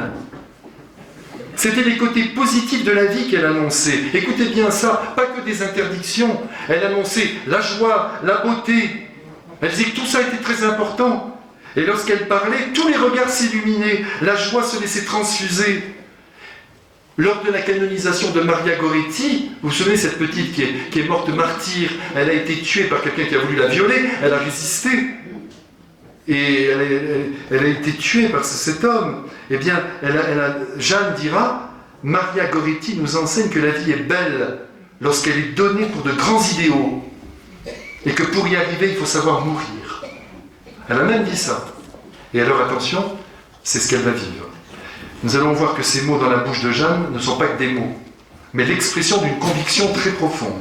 Vous voyez cette vie de Jeanne, sans cesse à la maison, au travail, comme médecin, à l'Action catholique, partout, elle essaye de faire rayonner sa joie, son amour. Ce que vous, comme moi, nous pouvons faire. C'est à notre portée, je vous assure, quel qu'ait été notre chemin humain. Nous pouvons tout à l'heure, en sortant, tout de suite se dire, mais voilà, je vais tout prendre, comme on dit aujourd'hui, positivement. Je reçois la vie, je suis vivant, je suis vivante, c'est formidable. Je profite aussi de toute cette vie, je respecte, je reçois, plutôt que d'être la pisse vinaigre toute la journée. Ça va pas, ça va pas. Non, voyez, on gâche tout avec notre caractère, avec notre tempérament. On abîme tout, même les plus belles choses. Essayez maintenant en sortant, je vais vous voir là tout à l'heure dehors, complètement, vous voyez. Mais oui, mais c'est vrai. Alors elle va ouvrir un dispensaire en 1952, vous voyez là, nous étions pratiquement tous nés, et jusqu'à sa mort, elle va y travailler. Pas moi, mais vous, oui. Hein. Et alors, tous les jours, elle est présente au dispensaire. Mais elle visite également, comme tout médecin, les malades à domicile. Ça, aujourd'hui, il y a des médecins qui ne se déplacent pas. Hein. Mais c'est leur affaire. On ne les juge pas, ils ont leur manière. Bientôt, on cliquera sur des écrans, paraît-il, et ils nous soigneront de loin. On va voir comment ça marche avec le stéthoscope. En tout cas, à ce moment-là, on se déplaçait. Eh bien, figurez-vous que, dans la nuit, elle se fait accompagner par son frère. Et plus tard, par son mari. Allez, debout. Et tout le monde était heureux. Et hop, ils partaient en voiture ou à vélo et ils allaient voir les malades. Toute la population l'estime. Grand dévouement, grande compétence et surtout, grande bonté. La bonté, c'est à la portée de tous, vous m'entendez? C'est ça qui communique la foi, c'est la bonté. C'est ça qui transforme le monde, la bonté. Sa profession est le lieu privilégié où se déploie son témoignage. Alors, elle notera, regardez ses résolutions admirables dans son carnet, on a son petit cahier. Bien faire ton devoir, étudie bien ta science. Aujourd'hui, être des médecins sûrs, sérieux, fiables. Sois honnête, soigne avec affection en pensant que les malades sont tes frères. Et cette délicatesse. Ça, il faudrait que tous les médecins aujourd'hui le vivent. N'oublie pas l'âme du malade. Ça aussi. Nous recevons certaines confidences. Attention à ne pas profaner l'âme. Vous voyez ce sens du secret. Attention aux paroles légères. Notre mission n'est pas finie quand les médicaments ne servent plus. Il faut porter l'âme à Dieu. Notre parole a une certaine autorité. Tout médecin doit livrer le malade au prêtre. Les médecins catholiques, comme ils sont nécessaires. On est compte comme c'est beau? On ne doit pas s'intéresser qu'au corps, mais aussi à l'âme de la personne. D'ailleurs, quand les médecins ne croient plus en l'âme, je me demande même comment ils peuvent soigner le corps. C'est pas possible. Il faut comprendre la personne dans son ensemble. D'ailleurs, encore dernièrement, une personne me disait, qui fréquentait un psychiatre, me disait, mais, mon psychiatre m'a dit que je ne peux pas parler de ma foi. Il dit que c'est un autre domaine. Mais ça représente 60% de ma vie. Donc ça ne marchera jamais. Mais c'est la vérité, ça n'a pas marché. Il faut pouvoir comprendre tout ce qu'est la personne, même s'il y a une séparation bien nette entre le spirituel, le psychique, le médical. On est d'accord. Mais en même temps, on saisit la personne dans son ensemble. Jeanne a donc 30 ans, dans son cœur habite toujours ce grand désir de devenir missionnaire, vous vous souvenez, de partir chez son frère, de se consacrer à Dieu, tout en restant peut-être dans le monde. C'est ce qu'elle se dit, je pourrais rester et aider. Mais à cause de sa santé assez fragile, on lui déconseille de devenir missionnaire. Parce que quand on est en mission, il faut quand même... Attention, là aussi on peut avoir des surprises. Il y a peut-être des missionnaires qui avaient des santé très fragiles, mais qui ont eu des grâces de la part de Jésus extraordinaires. Et ils ont été des êtres merveilleux. Merveilleux. Il ne faut pas non plus la catégoriser. Mais là, on lui avait dit, quand même la santé est trop fragile, ne partez pas. Donc elle va rester, elle obéit. Et elle connaît, depuis 1949, un ingénieur, un garçon formidable, Pierre Mola, et de plus, elle le sait, très attaché au Seigneur. Il a une foi très profonde, mais elle ne sait pas quelle décision prendre. Se donner à Dieu comme ça dans le monde, ou alors épouser ce Pierre Mola, qu'elle aime beaucoup. Elle ne sait pas, elle ne sait pas. Alors, est-ce qu'elle doit se marier? Est-ce qu'elle doit rester dans la vie célibataire? Alors, qu'est-ce qu'elle fait? Elle dit, il n'y a qu'une solution, mari. Donc, elle décide de partir à Lourdes. Elle fait bien avec un train de malade. Et quand elle arrive là-bas, ben, tout simplement, parce que c'est ça la prière, elle se met sous la grotte et elle dit à la Sainte Vierge, très Sainte Vierge, je me marie ou alors je me donne à vous dans la vie religieuse ou en restant dans le monde. Et à peine rentre-t-elle chez elle, le train de malade, tout le monde est dispersé, à peine elle arrive, Pierre arrive. Il est là, Pierre. Donc elle comprend que les jeux sont faits. Alors son confesseur, de son côté, va tout de suite soutenir son projet de mariage. Forme une famille, lui dit-il. Il y a tellement besoin de bonnes mamans. Et il y a des bons prêtres, hein, donc il lui a dit ça. Hein, il y a tellement besoin de bonnes mamans. C'est vrai, c'est vrai. Et demain, tant qu'il y aura des belles familles, vous savez, mais vraiment, mais pas avec des mamans, avec des ornières, des mamans qui aiment, qui se donnent, qui s'oublient, et qui en même temps forment le cœur profond de l'enfant. Moi, je vois beaucoup de parents que je rencontre, ils me parlent tout de suite de leurs études, les petits, ça marche bien, au conservatoire, ça va bien, bien. Mais le cœur, je leur dis, mais le cœur, comment ça va leur cœur? Comment leur cœur? Eh bien, c'est bon le cœur. Non, mais le cœur, est-ce qu'ils sont généreux? Est-ce que vous les poussez à descendre visiter la personne malade du 2e étage? Est-ce que vous les obligez à faire des gestes de tendresse à l'égard d'une personne âgée? Il faut former le cœur. Il y a des enfants qui arrivent à 25 ans, ils n'ont jamais fait une action pour quelqu'un. Ah, ils sont allés au foot, ils ont eu des étoiles au ski, ils ont tout fait, mais pas de service aux autres. Mais au bout d'un moment, le cœur est atrophié. Ben là, le cœur était développé. Alors, elle hésite encore, vous voyez, son confesseur lui a dit ça, elle a raison, c'est elle qui doit prendre sa décision. Les prêtres ne sont pas là pour indiquer la route, ils sont témoins de ce que le Saint-Esprit fait. Mais il faut l'écouter, le Saint-Esprit. Pas se dépêcher surtout de décider pour l'autre. Alors elle se dit, partir au Brésil, soigner les malades, les pauvres, ça la tente, parce que, comme vous l'aurez compris, elle a un cœur de feu. Il y a beaucoup de flammes chez elle. Ou bien fonder une famille, et là aussi, c'est attirant, quel dilemme. Et puis Pierre et Jeanne vont se rencontrer, comme on pouvait se rencontrer à l'époque, en dialoguant, en parlant, c'était parfait. On se découvrait, on se connaissait, ils partagent leurs aspirations, leurs espérances, et c'est le 20 février 1955 que Pierre demande à Jeanne de devenir sa femme. Le jour suivant, elle lui écrit une lettre où elle va le tutoyer pour la première fois. Et elle lui dit « Je voudrais vraiment te rendre heureux et être celle que tu désires, bonne, compréhensive et prête au sacrifice que la vie nous demandera. Je ne t'ai pas encore dit que je suis une créature avide d'affection et très sensible. Maintenant tu es là, déjà je t'aime et je veux me donner à toi pour former une famille vraiment chrétienne. » Quelle lettre! Tout est dit. Je vous l'avais déjà dit tout à l'heure, vaillante. Non mais là vous l'avez vu là, hein? compréhensive. Non, mais c'est surtout la compréhension. Moi, je vois même des enfants qui traversent des crises très grandes. Quand il y a un papa ou une maman, ça dépend. Quelquefois, avec la maman, on est plus proche. Mais, ou avec le papa, qu'importe. Mais tout d'un coup, quand ces enfants me disent « Papa, j'étais étonné, mais il m'a vraiment compris. » Je lui dis « Mais c'est parce qu'il t'aime. Quand on aime, on comprend. Quand on n'aime plus, on juge. » Et on dit « Ça ne va pas. » Ou alors, si on est très pris par le phénomène social, on a l'impression que cet enfant va nous porter tort, ou ça va être mal compris, et donc on le casse. Alors qu'en fait, il faut le comprendre. C'est bien tout ce que je vous dis, hein? Une autre fois, parce que ça, j'ai pris 2-3 citations. Elle lui dira encore, Pierre, si je pouvais te dire tout ce que je ressens pour toi, mais je n'en suis pas capable. Supplée toi-même. Pierre, si je pouvais être pour toi la femme forte de l'Évangile. À partir d'aujourd'hui, je te demande ton aide. Si tu vois quelques défauts dans mon comportement, dis-le-moi, corrige-moi. Tu as compris? Tu sais que c'est mon désir de te voir et de te savoir heureux. Dis-moi comment je devrais être et ce que je devrais faire pour te rendre heureux. Non mais, hein? Ce soir, vous demandez à vos femmes, allez, vas-y, à ton tour, que dois-tu faire pour me rendre heureux? Mais ça vaut dans l'autre sens aussi, hein? Mais n'empêche que là, on voit ce que c'est qu'un amour. Je veux te rendre heureux. Qu'est-ce que je pourrais faire pour toi? Et normalement, si on est avec un homme intelligent pour les femmes, et bien à ce moment-là, il vous dit la même chose. Que pourrais-je faire pour te rendre heureuse? Et à ce moment-là, l'amour devient quelque chose de beau, puisque chacun cherche à combler l'autre.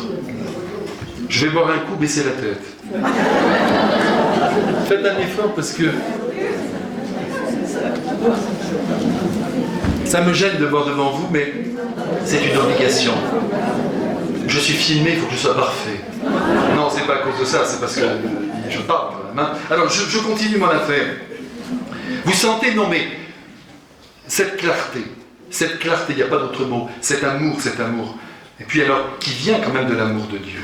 Alors, le 2 septembre, il se marie dans l'église Saint-Martin, où Jeanne a été baptisée. Et c'est son frère, prêtre, Joseph, qui reçoit leur consentement. Jeanne avait choisi une très belle robe blanche, très belle robe, alors là, écoutez-moi bien, une belle robe de mariée très ample. Et vous savez pourquoi? Parce qu'elle avait dit, si un de nos enfants devient prêtre, à l'intérieur de cette robe, on pourra faire une chasuble. Vous voyez, c'était son idée.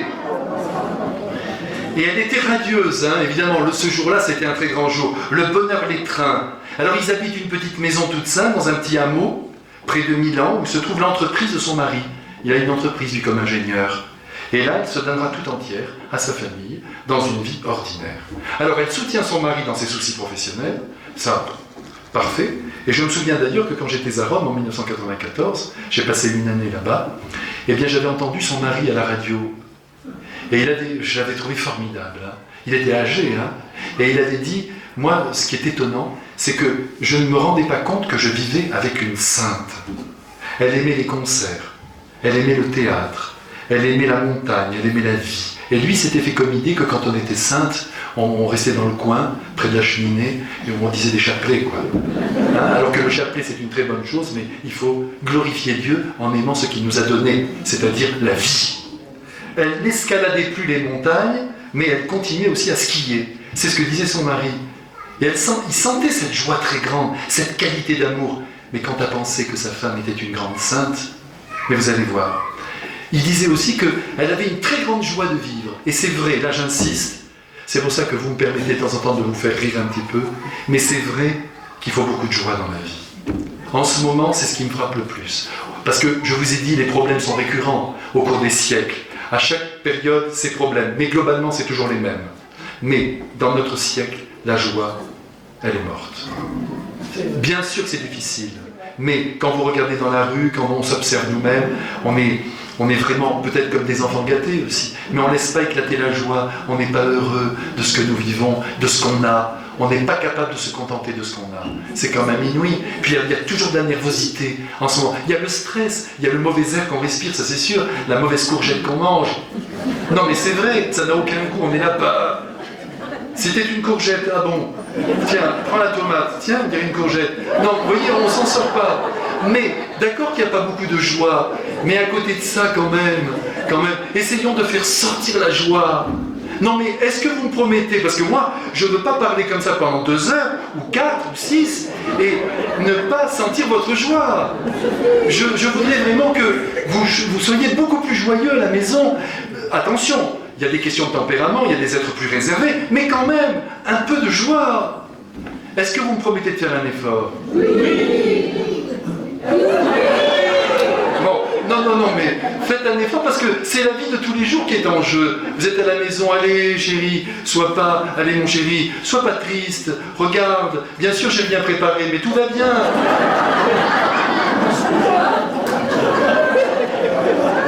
On a du jambon de chez Carrefour.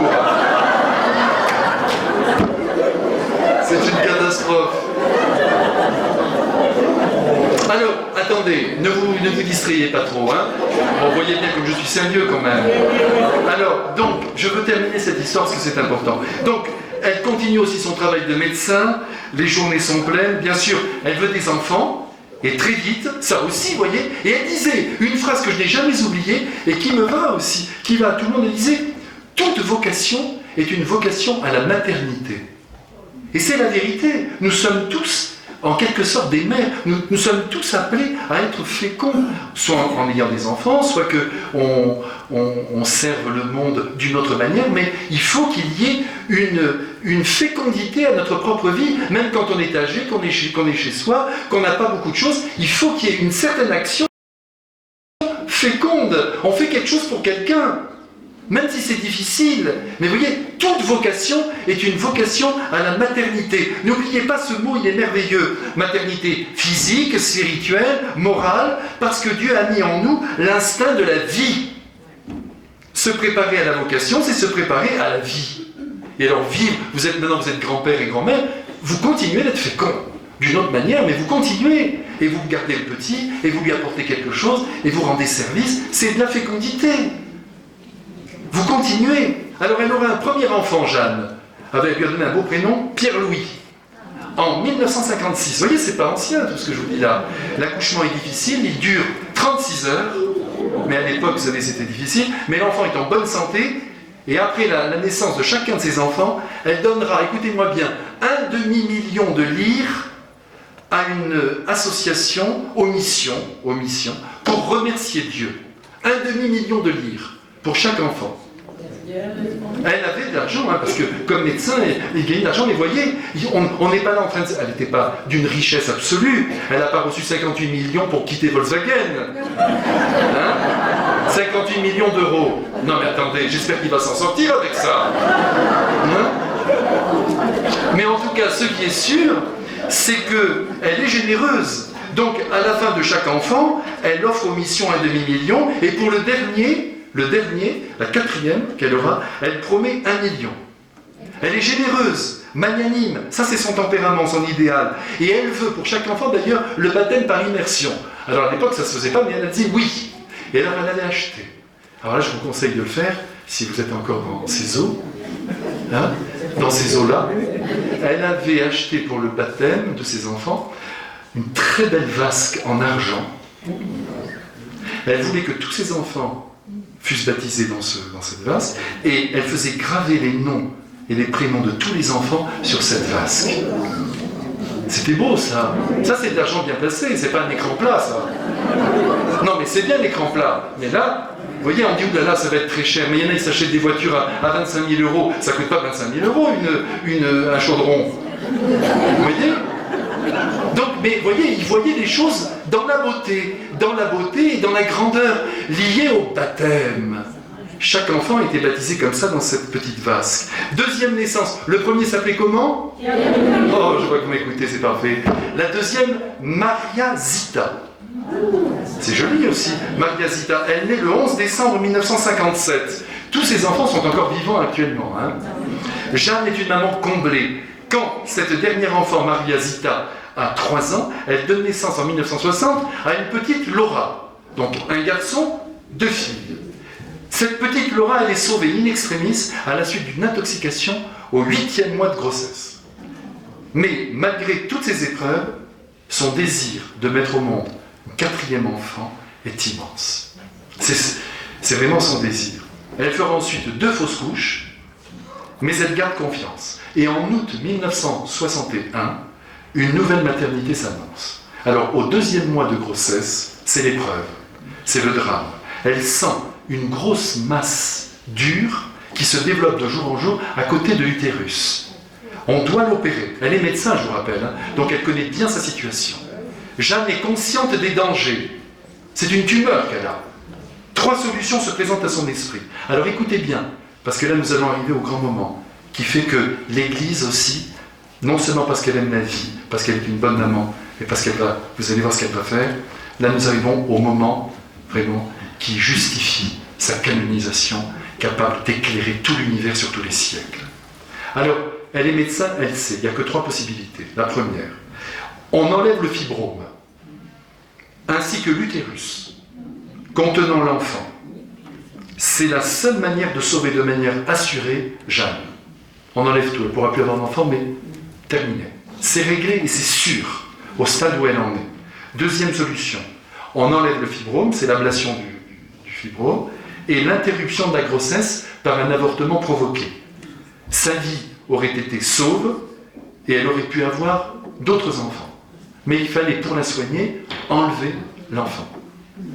Et la troisième solution, l'ablation du fibrome, en tentant de ne pas interrompre la maternité en cours, mais la vie de l'enfant était sauve, mais celle de la mère en très grand danger.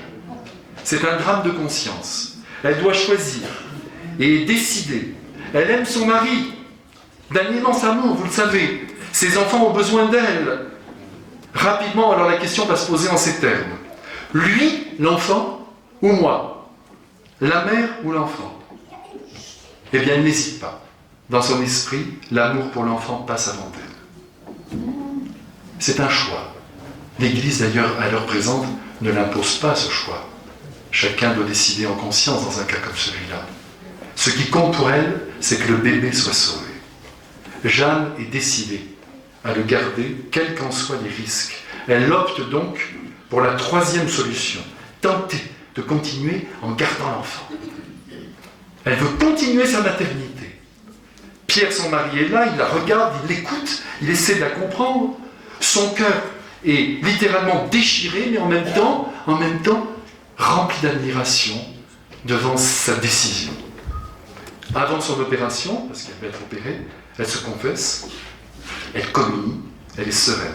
Et elle dira d'ailleurs au vicaire de la paroisse qui était venu la visiter, « J'ai confiance en Dieu, oui. Maintenant, à mon tour, d'accomplir mon devoir de mère.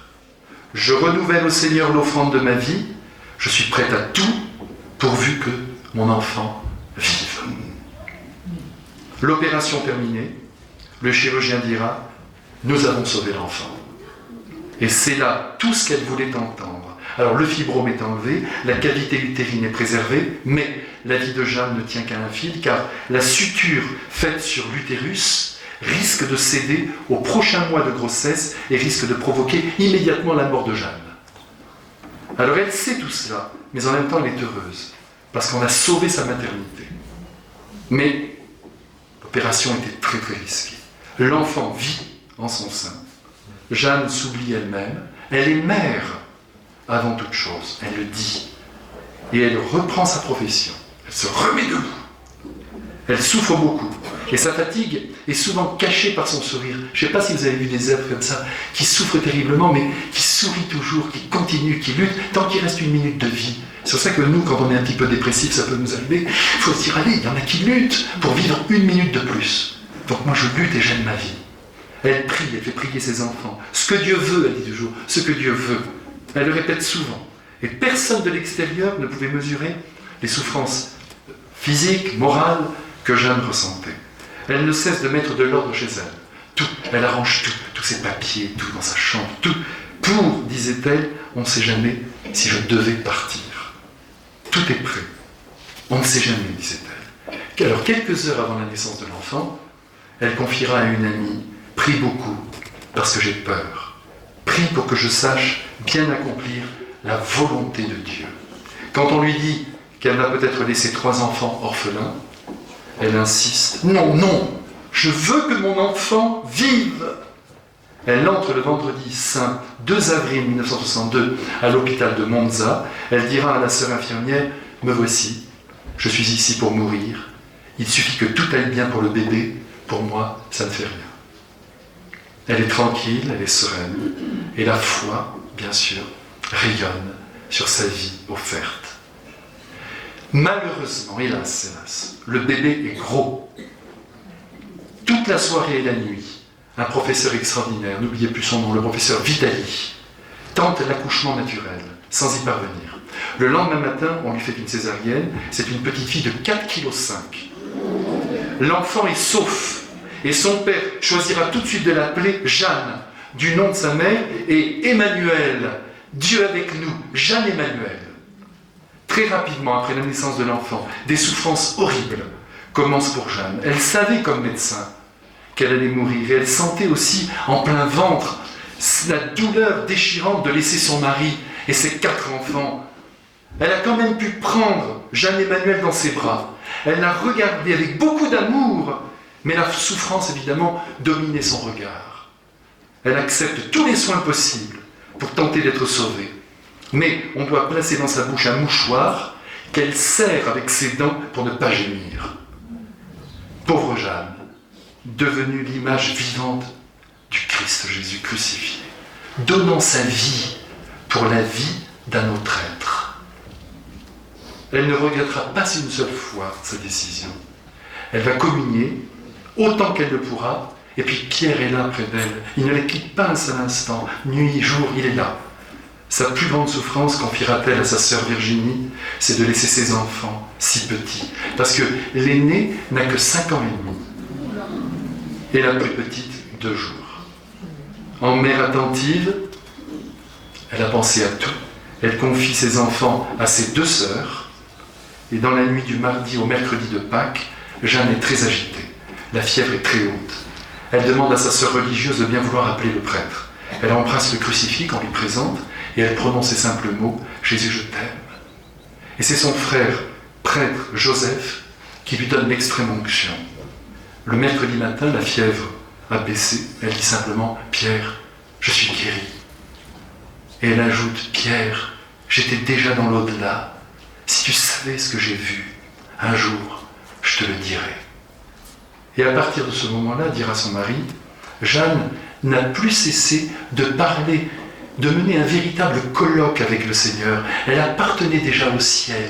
Et chose tout à fait étrange, inouïe, personne ne pouvait plus la toucher. Personne ne pouvait...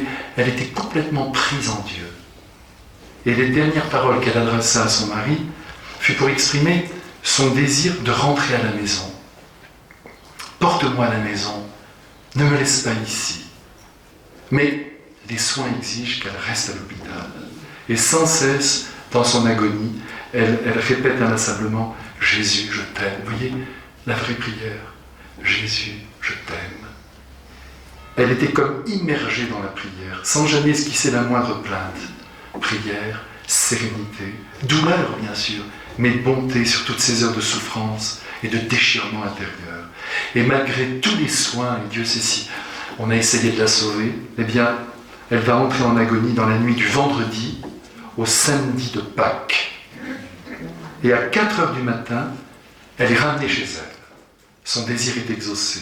Et elle entend dans la pièce à côté la voix de ses enfants. Elle a compris qu'elle est à la maison, près des siens, près de son bébé qui est là, pour qui elle a donné sa vie.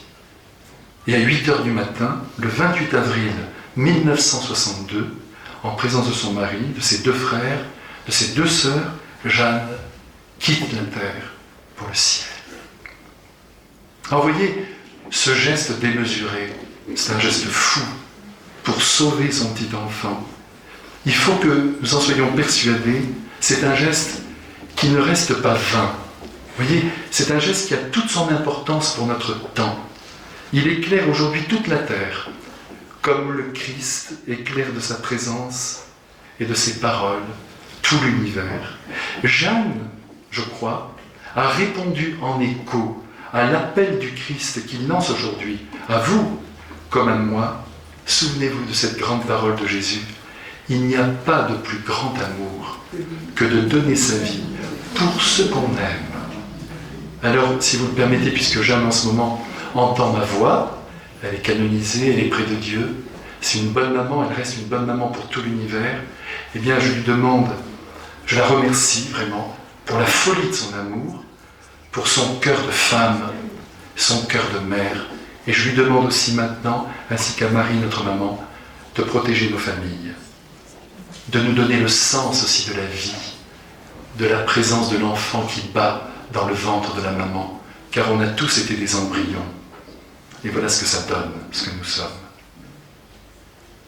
Je demande donc à la Sainte Vierge, à Jeanne, de vous protéger tous, et puis de nous rendre tous capables, peut-être, qui sait, de donner un jour notre vie pour un autre être.